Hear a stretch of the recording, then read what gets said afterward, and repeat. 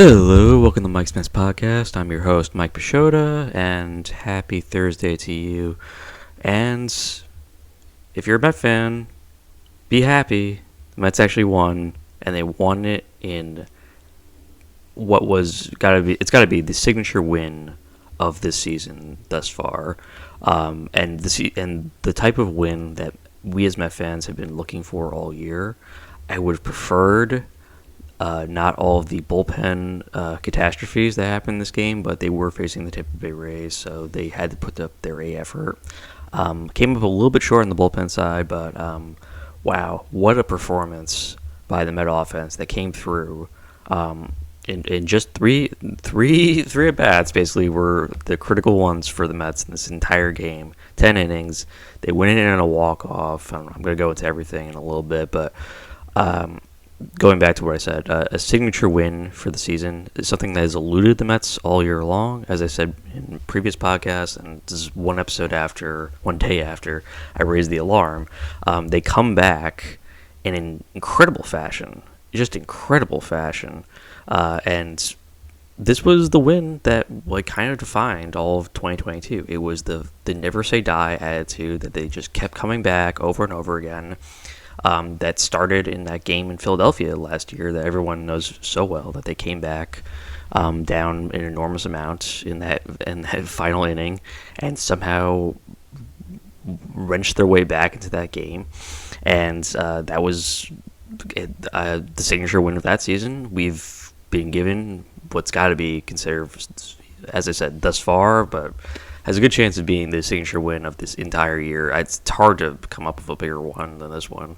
We'll see if they are able to top what they did last night. But, man, that was a game I did not think they had any chance of winning. They had no business winning. So let's talk first about Kodai Senga and his performance, which was absolutely brilliant. And you talk about signature win. This was Senga's signature pitching performance all year long. I've been waiting for Senga to kind of put it all together like he did in this game. He goes 6 innings, allows 3 hits, 1 earned run, walks 3, but the big thing that has to be talked about is the 12 strikeouts he has. He looks absolutely dominant. He strikes out what is one of the best offenses in Major League Baseball. Guys, Brandon Lowe, Randy Arozarena. I mean, these are all-star caliber players. Josh Lowe. I mean, really top-tier players, and the guys who have just looked like a terrific, cohesive unit. Really, really hard to make them look as bad as he did. And Senga looked absolutely on point. He had great control all year long, all season long, all game long. And his, the 3 walks doesn't really demonstrate, but he looked really on point. He was not letting his command get out of control. The at-bats were not very long. You see that. He threw 6 innings, did it in 104 pitches, but he was really in control of everything that he was doing. And when he's in control like that, when his mechanics are sharp, when he is pitching like he did, he looks absolutely fantastic, and it is an incredible performance. Unfortunately, he does not get the win this one because, as great as he was, the bullpen was terrible. And I made a point of saying last episode, the bullpen's actually been pretty solid considering what they've been dealt with. The middle relief has been pretty sloppy, but the back end of the bullpen, the important part, has been pretty strong, and they've had good performances from Adam Ottavino and Drew Smith, and most notably David Robertson. This was none of that, basically. Shortly after Senga comes out of this game, and at the point that he comes out of this game, the Mets are still in position at this point. They are down 1-0 still at that point, but he leaves having pitched a terrific game. Really not his fault that the offense wasn't able to summon anything in that game against, it was Josh Fleming, who pitched 5 shutout innings against them to start the game off for the Rays, and the Mets just could not come up with anything against him. He was completely dominant, and the Mets looked lost, and this kind of speaks back to what I said last time, which was if it's not one thing working for them, it's something else that's not working for them. If the offense is working, the pitching and the bullpen aren't working. If the bullpen's working, the pitching and the offense aren't working. It's just one of two are always not going well for the Mets. And in this case, it was the bullpen. And the bullpen delivers a really ugly performance. Adam Ottavino got popped late in the game for a 2-run home run. And Stephen Nogosek would give up an earned run. And then what we have here is in the 7th inning, they're down 2-0. And that guy that they just called up, Mark Vientos, comes up to bat and hits a fly ball that just travels and travels and travels. And somehow, against all odds, this is like the Citi Field's ghosts, though I don't think anyone has died from any of the Mets teams yet. The Citi Field ghosts just kind of dragged this ball over the fence. I don't know how. It looked like an easy fly ball to center, and Gary Cohen, who I usually there's never a situation where Gary Cohen looks like completely like surprised or anything. He was shocked that this one left the ballpark. It was crazy that it went, and it was a huge energy moment in Citi Field. You could see it. Everybody was pumped. The fans, the players, most importantly, and the players have looked very lethargic early on, even in situations where they're winning. It's been sort of like we're winning, great, awesome. This was an energy moment. People were jacked and jacked. There was never a situation where I thought, wow, Vientos is going to hit a home run here and just pop the game in his call-up game where he just called up. It's incredible. So he comes in, hits the 2-run home run. We got a tie game. Awesome, right? Fantastic. Unfortunately, the Mets blow the lead almost immediately. So Brandon Lowe would hit the 2-run home run in the 8th and give the Rays back the lead. So it's a 4-2 game. And then in the 9th inning, Nogosek on the mound. Randy Arozarena would hit a single to shortstop. It kind of eats up Francisco Lindor, just as it isn't able to put basically the glove to the ball, which is pretty shocking. Now they have a 3-run lead. It's the 9th inning. Everybody in Citi Field knows what's happening here. They know the Mets can't stop the offense here. It's not possible for them to kind of drag themselves to the finish line and actually make it happen. Well, here's what happens. In the 9th inning, Vogelbach walks. Marte gets hit, and this is okay, all of a sudden things are happening now. Brett Beatty strikes out, unfortunately, and then Vientos comes up in a situation where, you can be a hero, flies out the center field, and we are left with 2 outs, and Francisco Alvarez comes to the plate. And Alvarez gets a fat off-speed pitch over the middle and absolutely unloads on it. Francisco Alvarez, outstanding power, and something that we, as my fans, have not really gotten a chance to witness too much from him as a major league starter. It was off witness all the time when he was in AAA. If you've seen any of the videos of when he was in AAA, this guy can match Alonso level power. He's a absolutely terrific power hitter, and a guy I was really looking forward to seeing kind of put that together. He puts it together in the biggest moment of his young career thus far. 3-run home run, ties the game in the bottom of the ninth with 2 outs. Are you kidding me? Incredible moment. I also want to speak real quick before we go any further. I love the lineup that Showalter put together, which was basically the 3 rookies at the bottom of the lineup. After Mark Canha comes out, he would put in Brett Beatty in place of him late in the game. So that was Beatty's one at bat, was that strikeout in the 9th inning. So you have Beatty, Vientos, and Alvarez. It was just oh, this is the future. This is what they got. Beatty, Vientos, and Alvarez.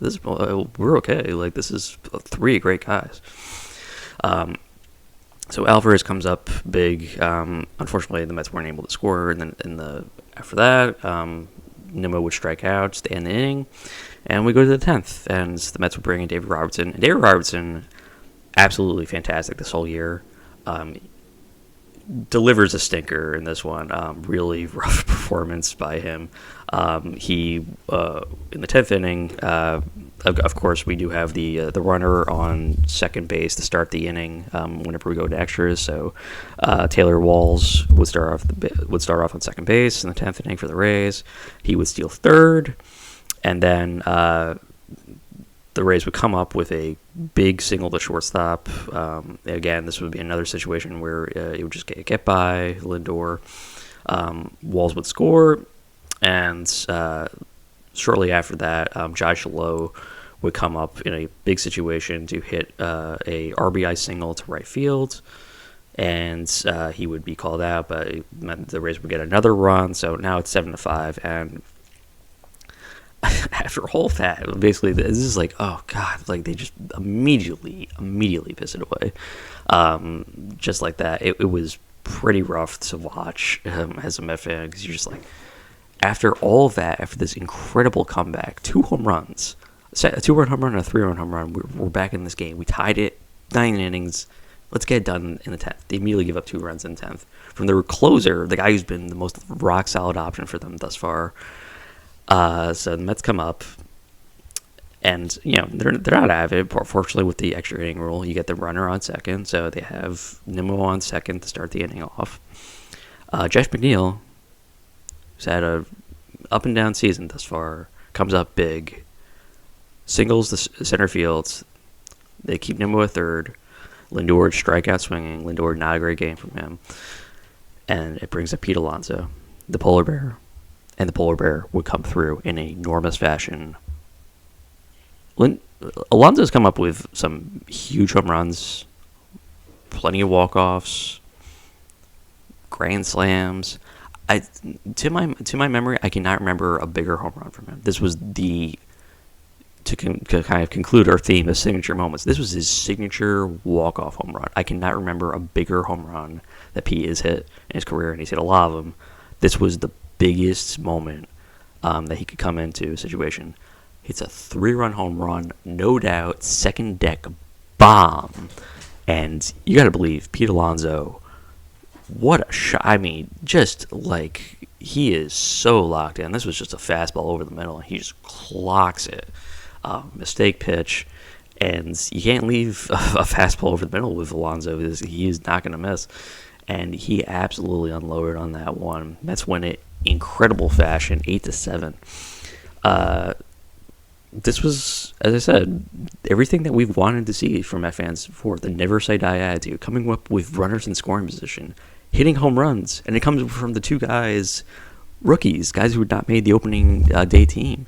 Mark Vientos, Francisco Alvarez, and then Pete Alonso in the bottom of the 10th, a walk-off 3-run home run. It's incredible moment, incredible performance. Kodai Senga's 12 strikeout performance almost lost in all of this but he was fantastic in this game. That was the best performance I've seen from Senga. This is what I've been looking for from him all year long, and he really came through. To do this against the Rays is the most important thing. And I've said this before. You can't have these pathetic performances like they did in the first game. That's where I sounded the alarm in my last episode. I said, this is bad. Like, you cannot do this against the Rays. They're like, it makes you look like you are so much less than. The way they came back in this one was so important and so critical, and really defined this team. This was a defining performance, and I cannot emphasize that enough. Defining performance from the Mets, from Senga, from Alonso, from Alvarez, from Vientos. Incredible performance. The decision to put Vientos in this game, the decision to start Alvarez, it was all came through in an incredible moments, I should say. And I've never been so blown away by a performance by a Met team. This was a critical moment that they came through with, and was one of the most improbable wins I've seen from a Met team ever. Not the most improbable one, but in this situation, after what was some of the roughest stretch I've ever seen for the Mets and recently, this was an incredibly big moment for them to come through in, and they did it. I've never been more proud of this team. The way they came back after that terrible game 1 against the Rays, come back in game 2. You've taken at least one from this team. Maybe you have a little bit of momentum now. Maybe you feel like, oh, now we got a good mix. Now we got Vientos in the mix. Maybe now we have our core that needs to be in these games more often. Maybe we have the guys that we think can actually win these games for us. It's hard to say. All of a sudden now we got a series though. We got game 3 that we can win potentially. Maybe now we put the Rays back on their back foot. Maybe now we have a little bit of momentum to go forward and try to get back into 500 and then get back into the division race and maybe overtake the Braves. Maybe it's long shot thinking, but all of a sudden I'm pumped up. I'm as pumped up as those fans were when Vientos hit that 2-run home run. All of a sudden we got energy, we got a little bit of momentum. Let's keep it going for this stretch forward. And if we can't keep it going forward, we got to just keep recycling back and make sure that our team is feeling this kind of way before, because if we go back to what we were looking at before, it's going to be rough. We have to and there has to be a conscious decision now. We have to keep guys who have the ability to generate this kind of momentum and electricity in this team. We have to keep these guys in play, because if we're not, it's going to be a rough, tough season. And I would rather watch players with some energy and life to them than guys who just look completely lost and have lost, not just in terms of how they're acting, but in terms of what they're actually giving off. And I don't want to feel that energy from my Met team.